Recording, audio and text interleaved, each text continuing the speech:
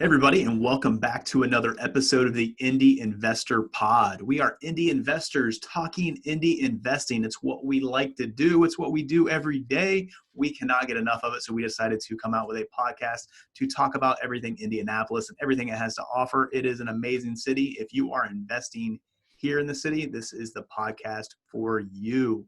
Today, I'm excited because I get Randy back on here with me again today. We have not done an episode in a while. So I'm excited to dig into this with him. We're going to be talking about just confusing areas here in Indianapolis. So some things that we see some posts about, people ask us questions about. So that's what we're going to dig into today. And with that, let's get on with the show. Hey everybody, and welcome back to another episode of the Indy Investor Pod. So today we are talking about we call them confusing areas here in Indianapolis. Not that they're good, not that they're bad, not that that you shouldn't invest in them. They're just areas that we feel like they get the most questions asked about them. So Randy, how's it going, man? I'm excited to dig into this with you today. Yeah, it's going well. Happy New Year, by the way. Yeah. So it's a great start to the year, and excited that this will be, I'll be a part of this show for my first podcast of 2021. And yeah, it's definitely a topic that we get questions about as far as like the areas go all the time, or you see people posting on Facebook about, what's your opinion on this area or that area, and everyone always has different answers. So I'm excited for us to put our input in, and then I would love to hear back from anyone else, after they listen to the show, let me know what you think, or if you have any questions about it. Yeah, 100%, man. You hit it on the head right there. Is that this is what we think, this is what we see. Everybody has different opinions, and people are doing successful here, and people are having trouble here, and that's just the case with Indy. It's just like we always say, is that it's not, even neighborhood by neighborhood or zip code by zip code. It's street by street in some cases. So Yeah. We're just going to kind of dig into these areas today, and we'll just kind of roll right down through the list and give you our input, see what we see, maybe think why it's a little confusing for people, and we'll go from there. So the first one, man, let's just start off with just a whole zip code. Let's just go big with this one. So a whole zip code of just 46218. So I feel like a lot of people this is a confusing area for a lot of people. A lot of people say, no, never do it. I'll stay away from it. A lot of people advise stay away from it, things like that. I see people being successful here, though. But it all comes down, I think, of why it's confusing is that I think you can be successful here, but it's got to be for the right price point, and it's got to be in the right area. Mm-hmm. So if you're looking to just get, 600 rents, you can do that all day long over here and stuff like that. But there are pockets you can get a little bit more. There are pockets that maybe aren't as scary for some investors and things like that, and some streets that are pretty nice and up and coming. You get the closer you get to the Monon, then that's a pretty nice area over there, even though it's getting close to kind of the outskirts of 46218 and stuff. But Randy, what do you see from the zip code, man? Yeah, I think it's really confusing because it's such a large area. I mean, you're typically, like when you see zip codes, it's actually separated by I-70, and you don't really see that too often. Usually, like, a big interstate like that would be a border for a zip code. This was that one cuts kind of like right through the middle of it, and the property values are just up and down. It's kind of known as that lower end kind of stay away area that people like to kind of dub it as. But like you said, there's pockets where good things are happening, and I kind of put in my notes here of areas of interest that if I was an investor looking in the zip code, on the north side of the area, you got 38th and 34th Street between there along Sherman Drive. To the east of it, it's a really good pocket. And then south of I-70 down to 16th Street between Arlington and Sherman is another hot area for that. Everything outside, you can expect lower home values, but there are investors buying properties here every single day. And I think that's the reason why it starts to get confusing, because people hear bad stuff about the zip code, but people are buying there all the time. So everyone's like, well, why are you doing it? So it's just more of an area that you just kind of have to cross your T's and dot your I's, and just know what you're getting before you move forward with anything. Yeah, for sure. The next one, I think this one is probably mentioned the most, but I think it's confusing area because people over expect from it a little bit. It's Fountain Square. Everybody, if you're on bigger pockets, if you invest in any, the first neighborhood you hear of is Fountain Square, I think of. And it's one of those things. I feel it's confusing though, because Fountain Square is only a certain area, and there's people. If you're looking at deals from other wholesalers, looking at deals from maybe other investors and stuff like that, it's really easy to say like, it's close enough to Fountain Square, but close enough to Fountain Square, it can be completely different. If you're in Fountain Square or Twin Air, or even south of the river down there, south of the creek, that's not Fountain Square. It's kind of Fountain Right. Square on a map a little bit, but we call it south of Fountain Square, and that's kind of what we see. But Yeah. the closer you get to that, it's definitely people put it out there that's a bigger area and stuff, but it's really not. The closer you obviously get to like kind of that North Square, the downtown part of Fountain Square, the better the property values are. But that area is expanding a little bit too, with all the renovation that is going down down there and stuff like that. But I feel like it's a confusing area because it's the first area you hear about, and it's the hot area that everybody wants to do, and the price values are crazy. We used to be able to buy properties down there all day long for like $10,000, $15,000. Those same properties are like now 80, 100, that kind of thing. Yeah. So, Randy, what are your thoughts, man? Yeah, I think when it comes to Fountain Square, you kind of hit on the head. Like the big confusing part about it is that if you look at it on a map, like the area where the map will say, "Hey, this is Fountain Square," really isn't Fountain Square. It's like you said, it's a much smaller area, kind of where the heart of all the action is. And within that small area, you have homes ranging from 150,000 to $600,000, and that is a huge price range in such a small area.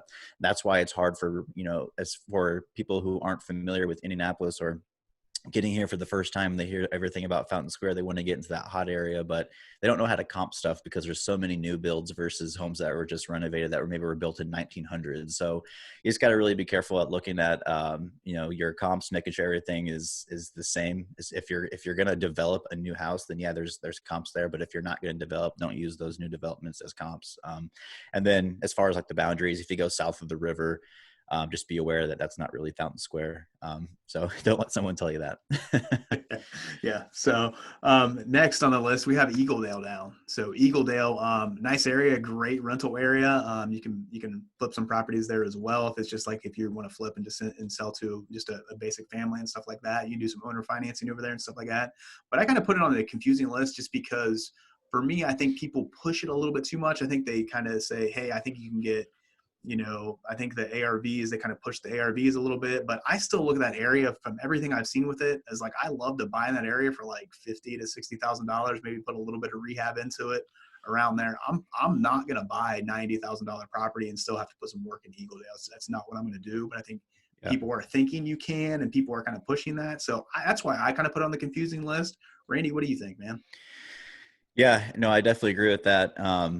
It's Eagledale to me is kind of just Eagledale's always going to be Eagledale. It's just kind of a steady little neighborhood where your highest home values are probably always going to be around that 120 to 135 range on the high end, and it's just going to stay like that for a while. There's not really much around that's going to drive up the value, kind of like other parts of the city. You're just going to have your 3-bedroom ranches out there, which are great investment properties, but like you mentioned, if I was going to buy out there, I want to buy something around like that 60K mark where I could add a little bit of value, but expect that value not to really exceed over 130, on the higher end. But yeah, great buy and hold area, solid rental market out there. But yeah, just I think when people try to push the ARV, it gets a little confusing. Yeah, that's what that's what it is in my head. Like it's you can buy and hold all day long there, or buy and sell and owner financing to a family. I think it's a great area for that. So, all right. So next on my list, I got just West Indy. So, and we're talking about West Indy. What I really want to kind of focus on is like if you go, out, from the downtown on the west side and then go south of 70, kind of Mhm. that West Indy area right there.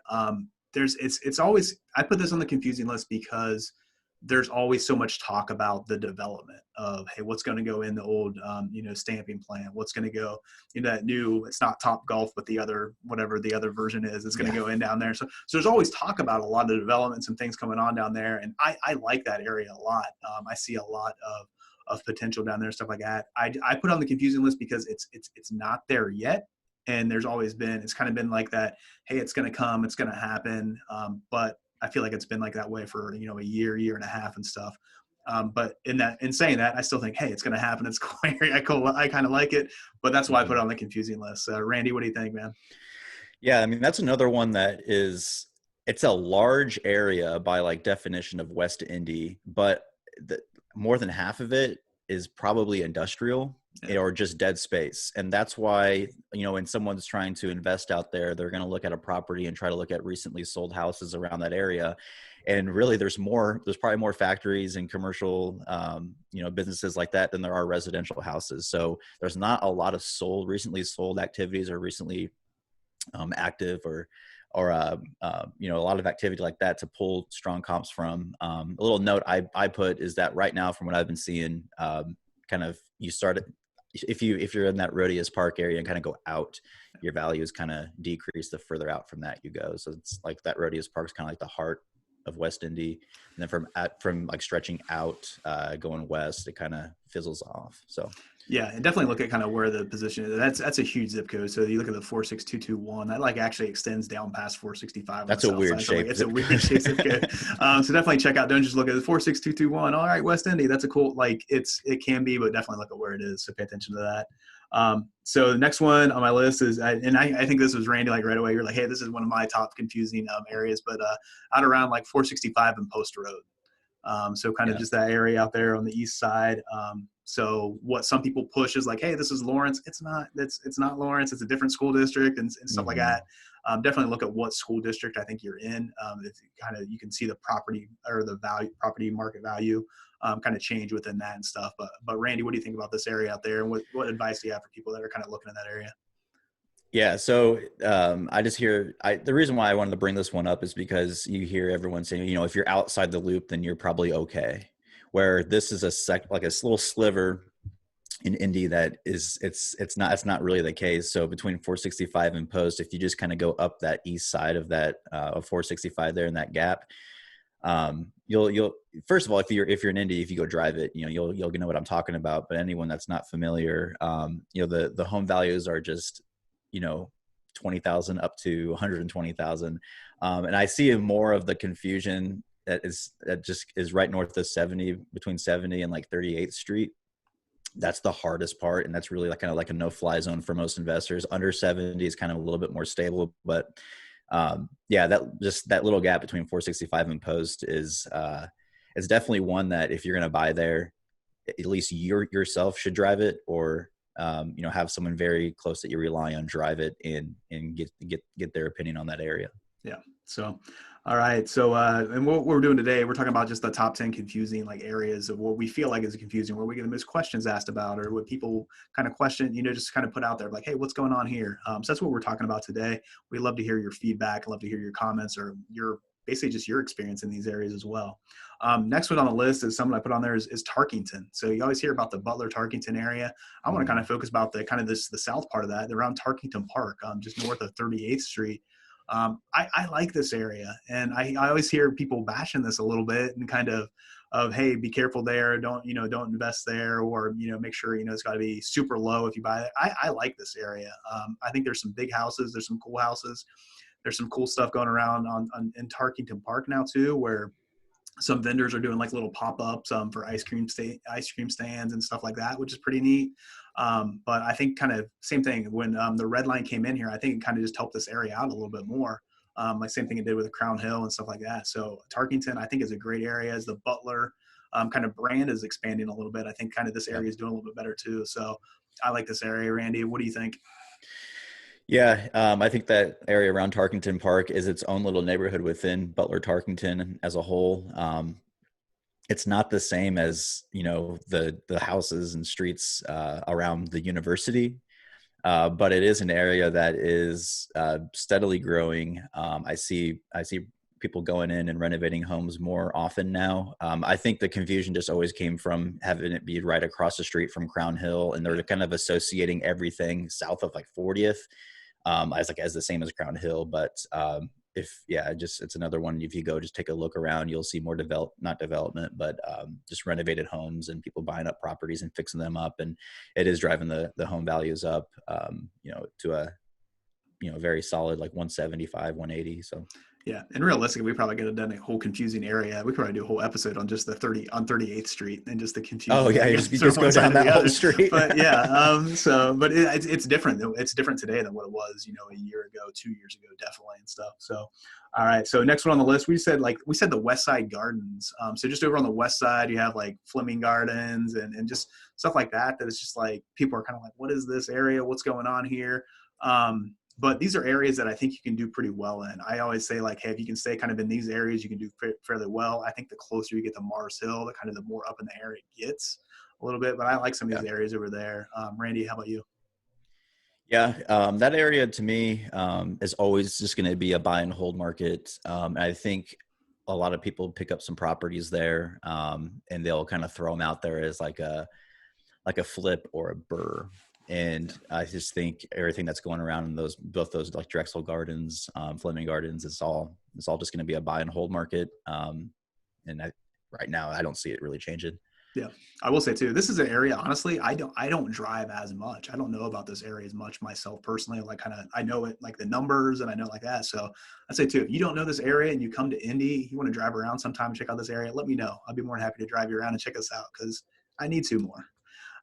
So, all right, next one on our list, we got the fairgrounds. So the area around the fairgrounds, I know, it gets a little, this back to like 38th Street, around Right. kind of around there and stuff. But, people kind of put out there of like, hey, south of that, kind of have that Watson McCord area and around there and stuff like that. There are some decent areas, but I think a lot of people maybe try to push the value. They kind of call just north of the fairgrounds, they call it all Sobro. I don't necessarily Right. think it's Sobro. There's definitely a gap there where you can, there's not, the little shops and then not the walkability and things like that. But there are good houses there that you can buy and hold, or even there's some flips going on there too. I do some appreciation coming, or do see the appreciation coming in there, but it's not just because you're around the fairgrounds. It's not necessarily, hey, Sobro or Broad Ripple or anything like that. So, or even kind of people push, kind of push the, Keystone Monon area and things like that. Like Mhm. it's a little bit up there or trying to figure out what all that is around there. Yeah, yeah. The fairgrounds, just like that immediate area surrounding it on all sides.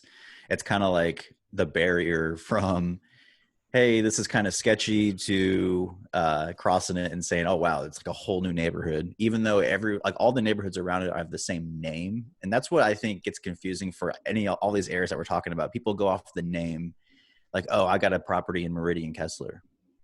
That could mean a whole bunch of difference. Is it Meridian Kessler right across the street from the fairgrounds, or is it, you know what I mean? Yeah. So that's kind of like every area around the fairgrounds. There's like three different neighborhoods, or you could say you're buying in, but it just immediately past the fairground like property. It's just a whole new world if you just go up from there, a few blocks. So Yeah. that's the reason why I think a lot of people find that area confusing. Yeah, and if you start at Kessler and then just come down like through the 46th Street and stuff like that, you can see the appreciation just continue to rise and rise. But it's still not quite all the way down to the fairgrounds, is what I would say. But I know one of our acquisition guys, Nigel, bought a property in there, and he's doing pretty well with it. So Yeah. congratulations for him. So next is I feel like all of our neighborhood videos, we end up talking about this one because people just always ask questions about it, and people are always up in the air about it. It's a Riverside. So Yeah. it needed to be on the list because it's a confusing area. People keep asking questions about it. Is, hey, can you flip a $200,000 property in Riverside? I don't think so. I don't know. You don't want to try to do that. But is there some good value in Riverside? Is there some good property or good things you can do in Riverside? And they're still kind of like, hey, south of Birdsdale Parkway and that type of thing, or closer to the river you get, the better it is. Those things still all exist, but there are some other things going on there too. I forget the name of the church. One of the churches bought up a lot of properties around there and doing Yeah. a lot of renovations. So you drive through Riverside, it's completely different now than it was, last year this time, because there are a lot of renovations going on there. But I still think it's a confusing area because I think it's one where people try to push the value a little bit more than usual.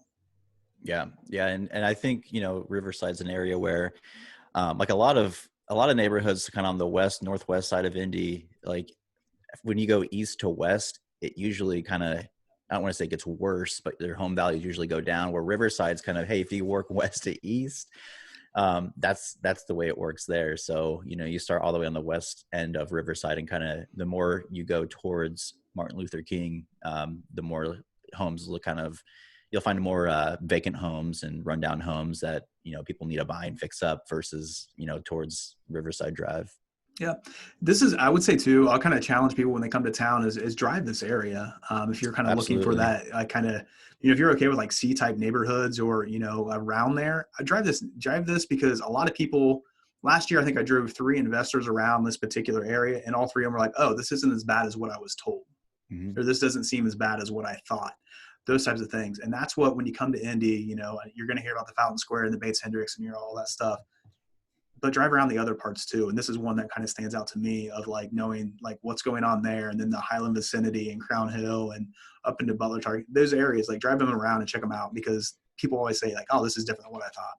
So, all right, last one, and I'm going to pull you out of your comfort zone a little bit with this one, Randy. So we're going to go outside of Indy, but it is a confusing neighborhood, or confusing area, that I think we do need to discuss. Definitely deserves to be in the top 10. At number 10, we got Anderson. So just tell me what all Mhm. you think about Anderson and stuff like that, Randy. This is one of your favorite areas, right? Say that laughing for a reason. So Anderson, I mean, it's we see a lot of deals come across here, and we see a lot of people either buying or deciding not to buy around here, just because it is very close to Indianapolis. A lot of people in Anderson commute down to Indy, but it is an area that, or it is a city that has a lot of just strange things going on. I personally have never been a fan of Anderson, just from our experience there, but there's just different pockets, kind of like near the university and like the east side of Anderson. When you go west, it kind of changes, but it's something that I think you definitely have to see. I have to see it multiple times.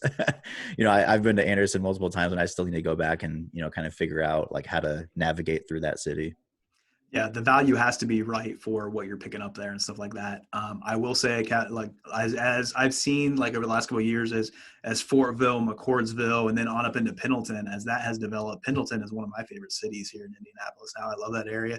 There's some cool things going on there, and I do see with the development around there, the more of kind of like, is Anderson have a chance, or is it there? It's kind of just one of those areas that's always like, hey, it's you need to invest in Anderson because it's going to turn around and stuff like that. I think it's kind of, people are prodding at it and people are trying it and stuff, but it's going to be pick up stuff for a low value, and you can rent it out and things that you can do that there. But it's 100% a confusing area, because it confuses me each and every day.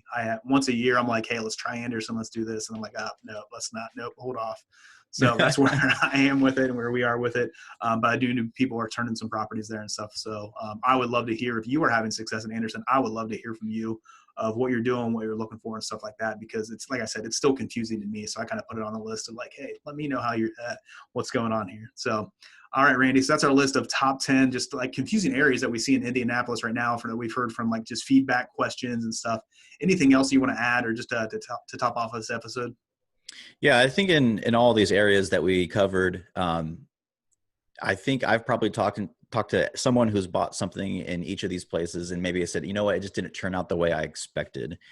And that's kind of why I think we wanted to do this episode, is because they're interesting areas. So you have to just do your extra homework when you're buying a property there, just to make sure you know what you're getting, because they're so different in just the north, south, east, or west parts of the areas. So I do have faith, and I do I do think these are all great areas for people to find property. You just have to just make sure you do your homework a little more than other spots.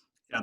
Like we said, when we came up with this list of, we went by what are people asking us questions about, what are people posting questions about, that type of thing. That's how we came up with this. We're not saying that these are good areas or bad areas, or hey, invest here or don't invest here. What we're saying is people are having some questions about these, and we just kind of wanted to kind of throw that out there for today and bring up these areas as well. We would love to hear your feedback, love to hear what you think. Give us any insights on those. I will do a little preview too of coming up around episode 100. I think this one right now might be episode 84. As we're recording it. But coming up around episode 100, we are going to kind of do a little, basically what we did last year, of going through all the different neighborhoods and talking about some different things. We're going to do another round of those, another set of those. We're looking at around 10 to 12 episodes focused on just different areas, just different neighborhoods, getting some experts on there in some of these neighborhoods to talk about it as well. We'll focus inside the loop right now, and then we'll do another session around like that for the outside the loop as well. So let us know what your experience is in any of these neighborhoods, what you think, the good, the bad, the ugly, what do you think? We'd love to have it on here and talk about it. So thanks a lot, guys. Appreciate you. And let us know how we can help you out in any way. You can reach out to us at brian@simplewholesaling.com or randy@simplewholesaling.com. Let us know if you have any questions, comments, feedback, anything you want us to cover on any future episodes. With that, hopefully this one helped you out, and we will talk to you guys on the next episode. And with that, that's a wrap for the Indy Investor Pod. Take care.